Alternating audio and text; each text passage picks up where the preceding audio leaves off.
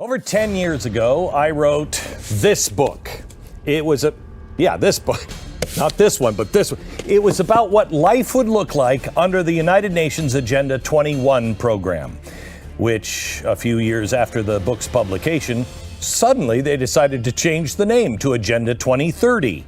The United Nations has been working towards this dystopian plan for decades now, rebranding it every few years. Today, you may know it as the Great Reset 2030.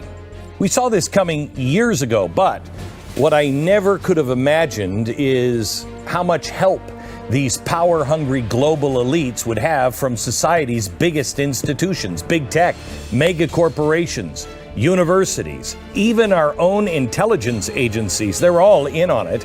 And tonight, I'll show you how. I'll show you just how far along we are in this dystopian timeline, and more importantly, where we're headed next. For a second. All right.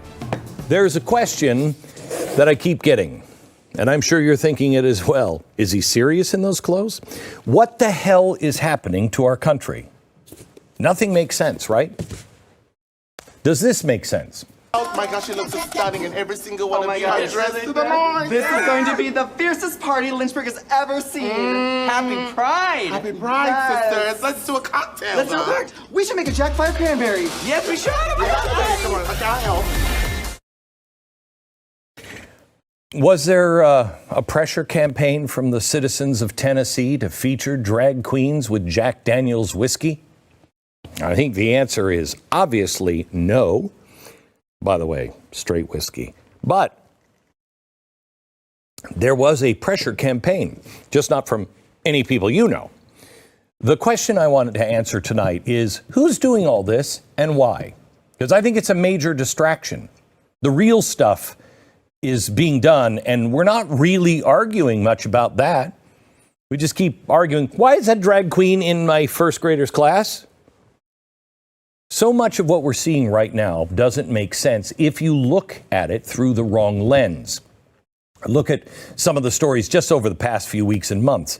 The Germans, in the middle of an energy war, an energy crisis and a war in Europe, they just shut down their last nuclear power plant. How does that make sense? Don't worry. We're no better. This is the United States. You know, our Energy Information Administration is bragging now that reliable energy will account for 98% of the power plant's retirements this year. Wait, what? 98%? Yes. It will account for 15.6 gigawatts of American energy.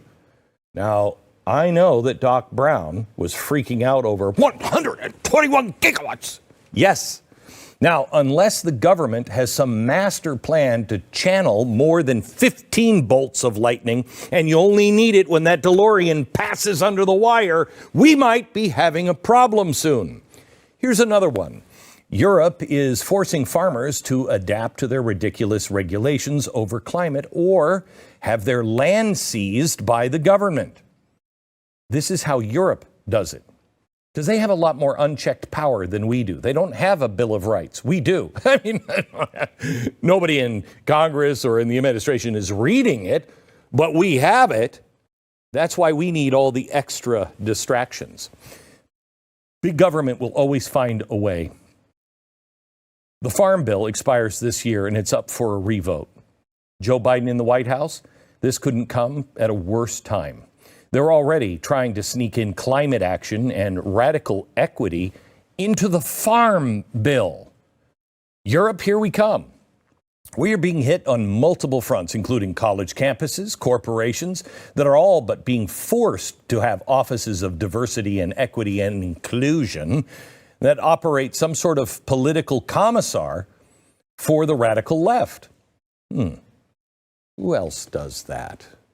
Oh, the Chinese Communist Party, that's right. Got to make sure everybody stays in line with the ideological agenda. So now, why is this all happening right now? None of it makes sense, but it all becomes a lot more obvious if you look at it through the right lens. And it's a lens that people on TV are not going to tell you about. There is no president, no Congress, no Supreme Court, no freedom. Let me ask you, have you ever known a time where we question whether we actually have a president right now. Who's running the White House? What is Congress doing? Biden has stated multiple times that he is the one that takes the orders. We have a figurehead in chief that speaks when his handlers tell him to, and only what they tell him to say. And what does Congress do? What are they doing right now? We've seen multiple times when either party controls both the House and the Senate, nothing happens except bad stuff. Does anyone seriously trust Congress or the Senate anymore? The left wants to pack the Supreme Court. They're currently trying to discredit the Supreme Court justices that are on the right. What happens after that? What's the real purpose once they destroy the Supreme Court? And freedom. How quickly our freedom is slipping through our fingers and becoming a thing of the past. COVID-19 proved that all too painfully. And who's paid for that? There is no consequence to anyone's bad actions unless it's yours or mine. The book also described a world where private farmland was a thing of the past. Farms were state-owned in the name of climate protection. I just showed you how the farmers and their farms are all over, under attack all over the world. The book described a government that enacts new media laws so you could only get the approved message. Federal regulation in terms of what's allowed on air and what isn't.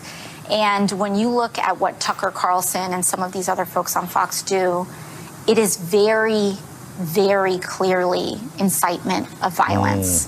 Very clearly incitement of violence. And that is the line that I think we have to be willing to contend with. We do. That freedom of speech, it hasn't worked for over 200 years.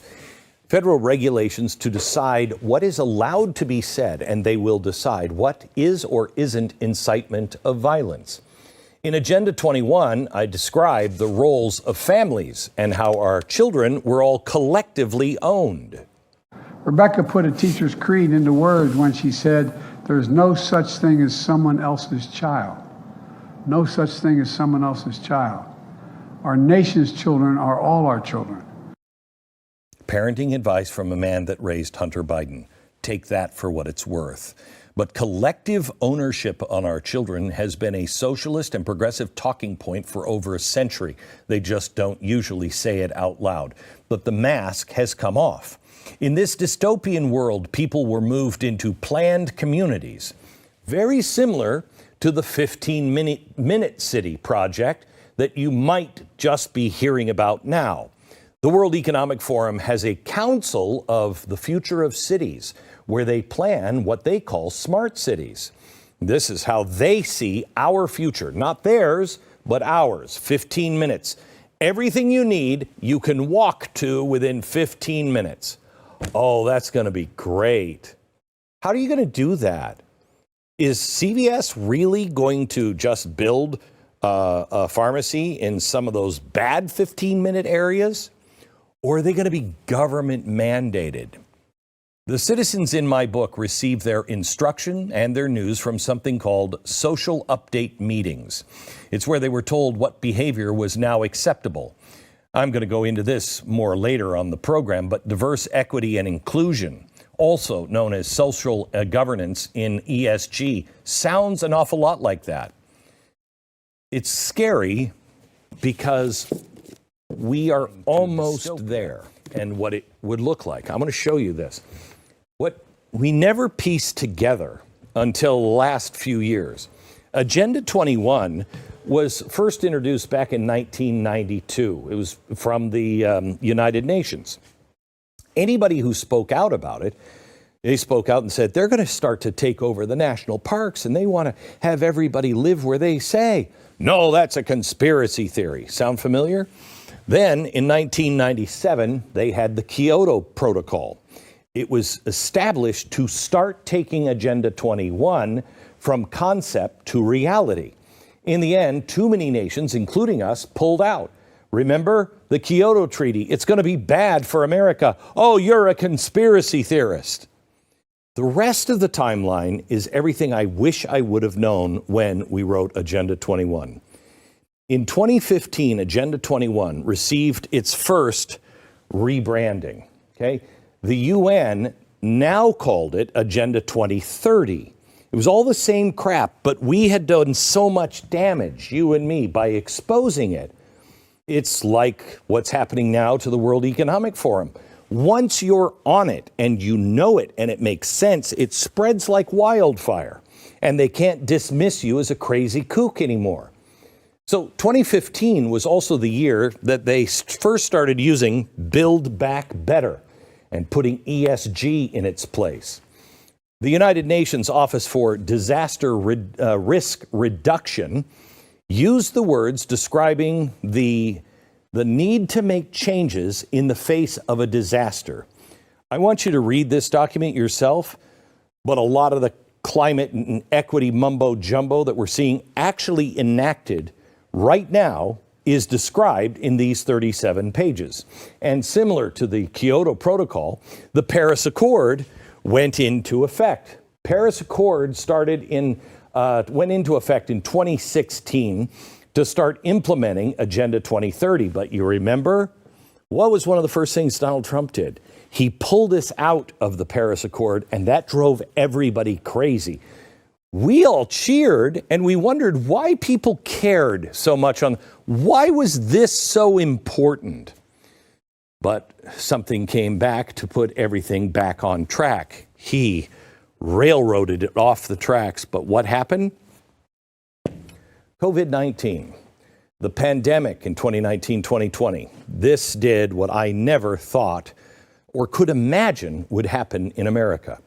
It brought the world's corporate elites to move in parallel with the government policymakers. That brings us to today. You're here. The fundamental transformation of America. Those seeds were planted long ago, and Barack Obama said that. We're 5 days away. This is what's happening. I told you there'd come a time when you wouldn't recognize your country anymore. I don't. This is not the country that I grew up in. I don't even understand it. I don't understand justice, and it's not just because I dress like this, what nobody could understand. I want you to do me a favor. If you have been feeling like you've lost your country and you are sad, I want you to mourn for it, because you got to get that out of the way. The country as we know it is gone, but that doesn't mean we can't still save freedom and our principles. But you can't be mourning your country when the fight is just about to begin. Reset. This is now the establishment, and it is not partisan. This machine does not care about politics. This machine pitted us against each other to keep us fighting with one another so we wouldn't see that our freedom was being stolen, quite honestly, by many people in both parties. This is about the consolidation of power up at the top and the subjugation of everyone else. We are at the spot in the timeline where our government institutions are being turned now against us. Intelligence agencies, federal law enforcement, big corporations, finance, universities, insurance companies, everything. This is where we are, and I'll show you what it all means and what we're really fighting next. Hi, I'm Tucker Carlson. I'm only wearing the bow tie so you recognize me. When it comes to Agenda 21 and the Great Reset, we are in the stage of rapid transformation. And this can't happen with people like Tucker Carlson exposing the agents of transformation every night on cable news. This is why I believe he parted ways. They didn't fire him. Oh, no. He was the only person in mainstream media that would stand up and say things like, yeah, it looks like maybe the CIA killed JFK. Sounds nuts, but what are we supposed to believe with the new information coming out? The media is supposed to be antagonistic toward the government. It is their main job, but they're not. They're antagonistic to the people. They're supposed to be skeptical, not of the people, but of the people with power. But that's not who they are anymore. They are now in lockstep with the establishment, and they run cover for organizations like the Pentagon, CIA, big tech, and anyone else progressing the agenda. Do you trust the media? Do you trust the CIA? Tucker Carlson was always critical of the CIA and also worried about the war. Then the Pentagon came out and trashed him. Let me show you this. This is a document from the sworn declaration of a 9/11 investigator with the Office of Military Commissions, part of the Department of Defense's Military Commissions Defense Organization. This document is dated July 20th, 2021. Now, it first appeared on a former Washington Post journalist Substack, Jeff Stein's Spy Talk. Now, before I go any further, have you heard anything new at all regarding the 9/11 investigation in the last 10 years? Anything? Have you heard anything about the newly discovered sworn declaration anywhere in the mainstream media? I saw it once. Maybe there's nothing to it. Well, I mean, nothing is probably a little too harsh. Just the allegation from multiple FBI agents that the CIA was running an illegal domestic spy agency inside the United States. The declaration says that the Saudis were being used as intermediaries to recruit al-Qaeda operatives for the CIA. Quote, al-Bawami was an intelligence, it could be Salami, I don't know how to pronounce. Anyway, he was an intelligence officer in the employ of the Saudi government. He was, quote, directed to attempt to recruit two of the 9/11 hijackers at the Saudi consulate in Los Angeles. This declaration alleges the CIA knew the hijackers were inside the United States, and they wanted to work with them, to recruit them through an illegal domestic espionage operation, and hid everything from the FBI. This information just came out. Does anybody find that interesting? Does anybody find it interesting that it's not everywhere in the mainstream media? I mean, the CIA was running illegal operations that accidentally led to the worst tragedy on American soil. I mean, that seems kind of newsworthy. Where's the curiosity from the press? Is it a problem of sourcing? Well, let's see. This account comes after the interviews of 11 ex-FBI agents, 2 ex-CIA agents, a CNN investigative journalist, former Deputy of National Security Advisor Richard Clark, and former Senator Bob Graham from Florida, a Democrat. He was the co-chair of Congress's joint inquiry into 9/11. I don't know. It's an amazing claim. It seems to have a lot of sources, but the media doesn't care. And why? This is such an important thing. Why? Because the media, just as it was in the 60s and 70s, and perhaps before that, as we discovered in the 70s, is almost a wholly owned operation of our federal government and our spy agencies. They are the establishment now. Calling out the CIA hurts the narrative. They all of their sources, former intelligence, nameless former intelligence, nameless source at the intelligence community, all of that, everything that's happened in the last 10 years is coming from those sources. And they never question it after they've been burned time and time again? No. They're not actually curious. Now, We just found out that the former CIA deputy director, in cooperation with the Biden campaign, orchestrated the smear of the Hunter Biden laptop story as Russian disinformation. Remember when everybody said, well, we're going to get to the bottom of this? They already knew. When asked by Congressman Jordan why he did this, his answer, simple. Because I wanted him to win the election, Biden. I wanted him to win the election.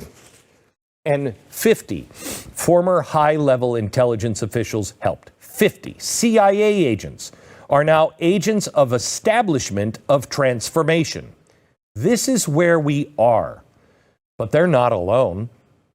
Multiple Pentagon officials cheered the fact that Tucker Carlson was gone. Cheered. Censorship is now a Department of Defense priority. The most recent Twitter files expose the DOD that has been actively working with their private partners to silence freedom of speech in the United States. All of this is unconstitutional. They awarded $1 billion, a contract of your money, $1 billion of your tax money to an American technology company to combat misinformation. The Twitter files document dump revealed multiple email chains between members of big tech, the DOD, and what a surprise, the universities.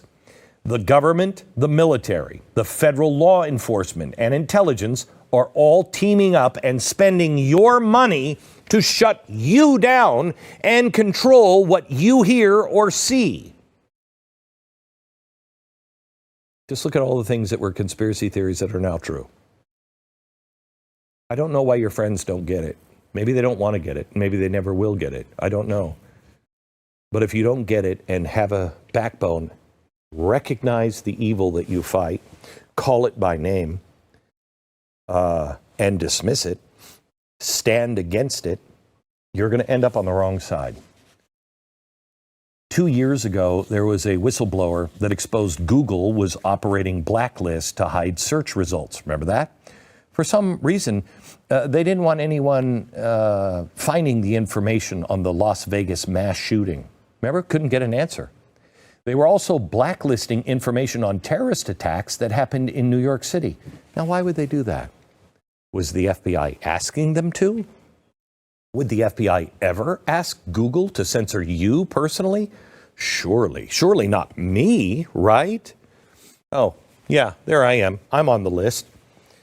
They're all working together inside our country. They view you as an enemy.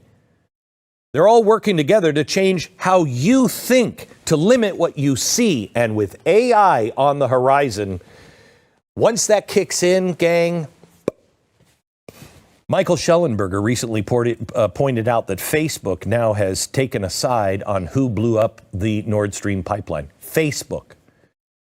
Why would Facebook even have any skin in the game for that if it wasn't government pressure?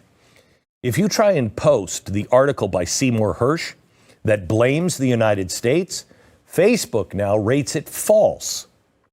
And then they send you a fact check by the Norwegian website Factstink. Now, that's a stupid name in the first place, but I find this interesting.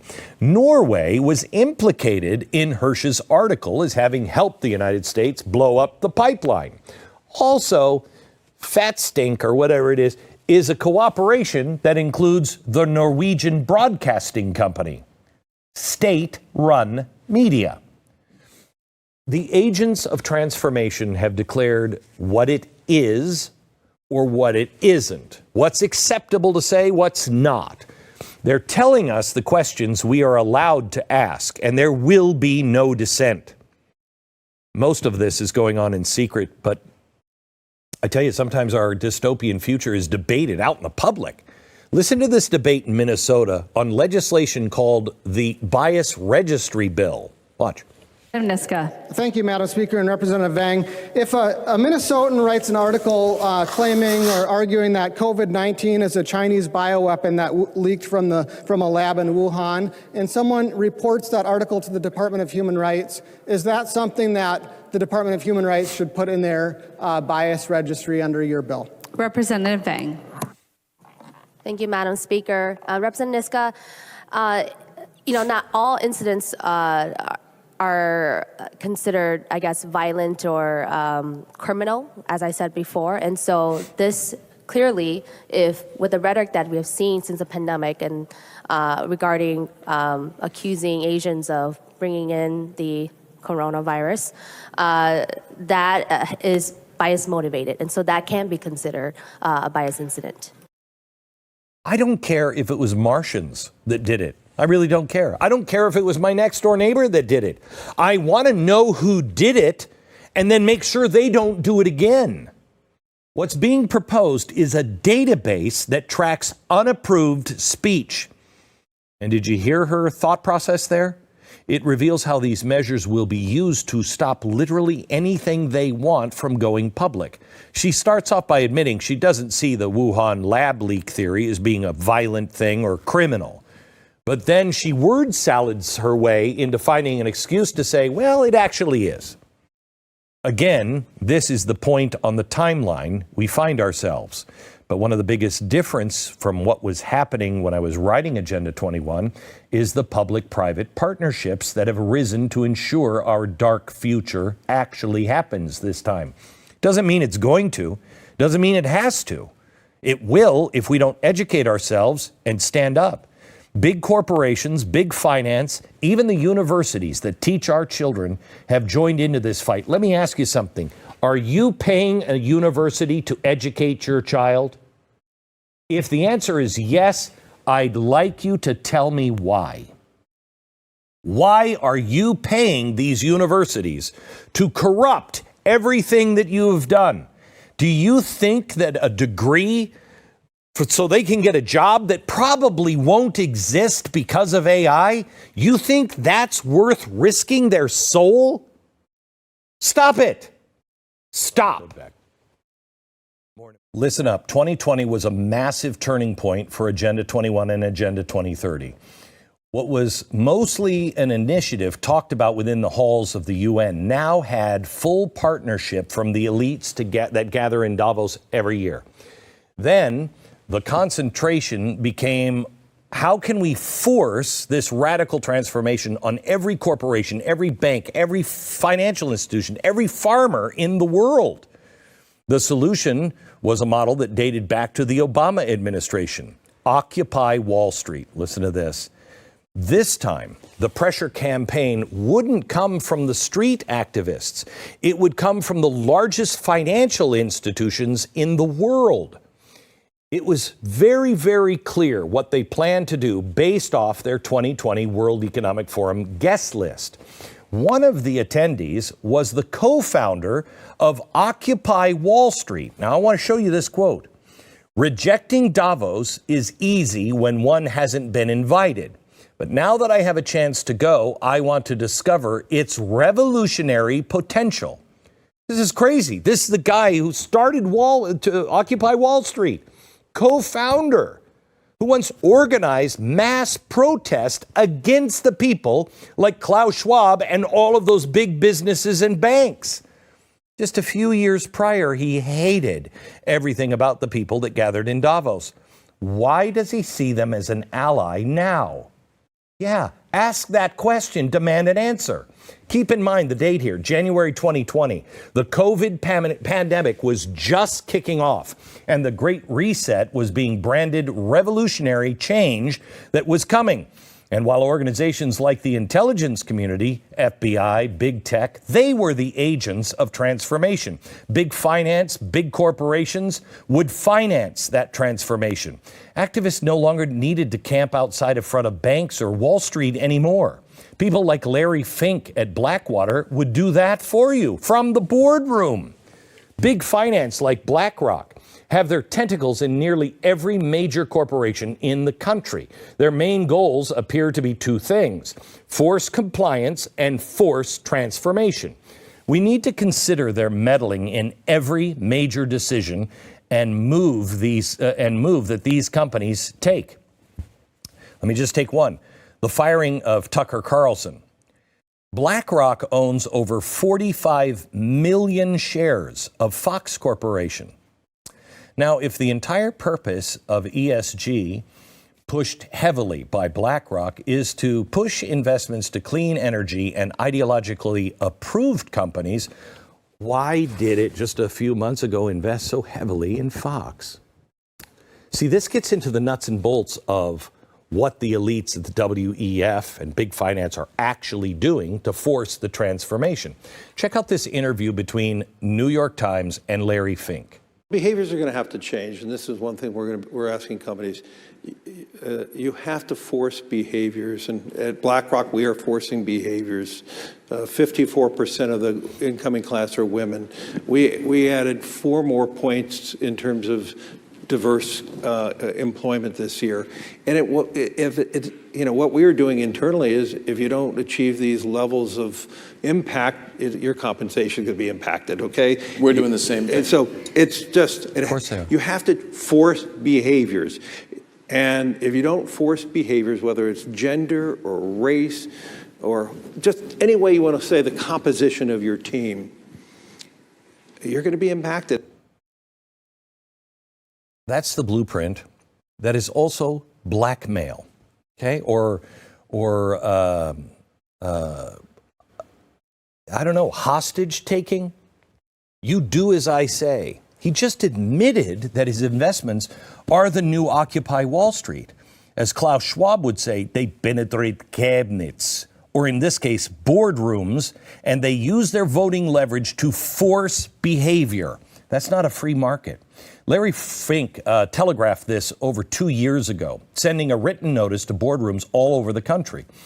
And talk about infiltration. Look at the list of some of the largest companies they now have major influence with. I'm going to put this list up at glennbeck.com. Just scroll through it and see the industries that are represented. Gaming companies, media, energy, communication, insurance, cars, real estate, food and soft drinks. You got it. From these boardrooms, they can push any message they want from some of the largest culture-driving forces in the world. They can influence car companies to go electric, fossil fuel energy plants to retire early, maybe even a media company to fire the most popular opinion personality in the United States. And if anyone in the media tries to say, this is a no big deal, that's not what they were saying in 2018 before the pandemic. They were all but cheering BlackRock's bully tactics. The transformation on the banking industry and corporate America has been quick and lethal, and it spans nearly every industry. Due to a BlackRock credit facility of $4.4 billion, Wells Fargo is now offering cheap loans to companies that adhere to racial and gender quotas. Bank of America encourages their employees to become, quote, woke at work. And the United States is a system of white supremacy. Learn it or you're out. BlackRock owns 509 million shares in Bank of America. Lockheed Martin sent their white male employees to a 3-day diversity training program to address their white male culture and other white male privilege. BlackRock shares in Lockheed, nearly 18 million. We can go do this all night long. These dots are so easy to connect. It's painfully obvious. They're not hiding it anymore. Follow the money. Big finance assumes that they have more money and influence than you do, the consumer. Although I think the people at Budweiser are learning differently. Bud Light, Dylan Mulvaney, that story proves otherwise. Show these companies who their real boss is while you still can. Together, you can stop the financiers of transformation before it's too late. Back in a minute. Over the last few years, I have talked a lot about how dangerous ESG is. It is the leverage for this transformation of the economy, society, everything. And we have seen a lot of success against the E, not so much against the S and the G. The model is Florida. I showed you how big finance is using G, governance, to force behavior in corporations all over the country. But the S, social, is just as dangerous. In my book, Agenda 21, people got their approved instructions and behavior from things called social update meetings. That is exactly what the S in the ESG is all about. It is a mechanism that pushes society into an approved narrative of behavior. I'm telling you, we're going to have transabled people. People who say, I was born in the wrong body, I need you to cut my arm off. And I'm telling you, one day you're going to wake up and they're going to be like, that's not wrong. Doctors should remove their good leg if they feel they were in the wrong body. You have to decide right now, that good or bad, and why. Your friends, I bet you have friends that you could pose that to, and they'd say, well, what business is of yours? Don't look anywhere but to God. Don't look at other people's values, anything else. They want you to look to the government. They will tell you what to think and believe in. I am telling you, look only to God. Not any show, not any voice, not me. Don't believe anything I say. I'm not asking for your trust. The S is currently being pushed by something called diversity, equity, and inclusion. It's DEI. It's popping up in companies all over the country now. This list of companies is how they now have fully staffed DEI offices, and it is staggering. There's a short list. I'll have a link at glennbeck.com. The industries include big tech, credit card companies, communications, financial institutions, healthcare, heavy equipment, energy, big pharma, everything. Google even produces an annual diversity report where they brag just about how woke they are. For most of the biggest corporations in the country now, hiring the most talented people and promotion based on merit is no longer part of the system. It is now all a quota system to make sure that every race, every gender is fully represented. Representation drives employment, not talent, not ability, not smarts. We know that much is being forced, in the words of Larry Fink, on corporations by big finance. It is also being used as programming on an entire generation. Our children, through our universities, through our television, through social media, through everything, are being told that inclusion by exclusion is the new proper way of thinking. It is not. Before you sign that next tuition check, take a look at your child's core requirements for a basic degree. This is not in the old days where you're like, oh yeah, we had some crazy professors. This isn't that. This is fundamental transformation. This is the end of the American way of life. It is the end of the traditional family. It is the end of being a Christian and allowed to say it out loud. Many universities now require multiple courses in diversity, equity, and inclusion. Is that what you want to put your money towards? Why are we paying thousands of dollars for people to tell a white male child that he's inherently racist? A report by the Heritage Foundation found the average university had over 45 DEI staff spread out over every department in the school. DEI nonsense is forced into everything they will learn, be it math, science, English, all of it. You want to know how the younger generation actually accepts something like the 1619 Project? Say it's real? This report found that the DEI staff outnumbered the staff in history departments by 1 to 3 times. The entire generation is being programmed, and they're leaving real history out and then reprogramming with bogus stuff. Ask your kids about any of the founders. Ask your kids' friends about anyone. I just met a bunch of teenagers recently, and I asked them simple stuff about history. Nothing. I want I want to point out all of this is a con. The people pushing this don't give a crap about diversity, equity, or inclusion. For the people like the elites in Davos, this is about programming a specific way of thinking so they can get you to do what they need you to do. This is for engineering a generation of citizens that will be more than happy to get their approved messages from the local social update meetings. For others, it's about getting rich. The head of DEI at Berkeley is a woman named Diana Matos. If you ask anyone, any following of this, they will give you a blank stare if you ask them, what the heck is a DEI officer? What do you do? That doesn't hold back the financial compensation that these people roll in on. We looked up Diana's pay. She has a base salary of $325,000. For context, the 10th highest paying job in the U.S. is a pilot at $134,000. Fourth, a surgeon, $208,000. The first is an anesthesiologist at $208,000. All of these jobs either require advanced degrees, training, or both, and they don't even touch the salary of a person who is paid to tell white kids that they're racist and black kids you'll never make it. This is where we are.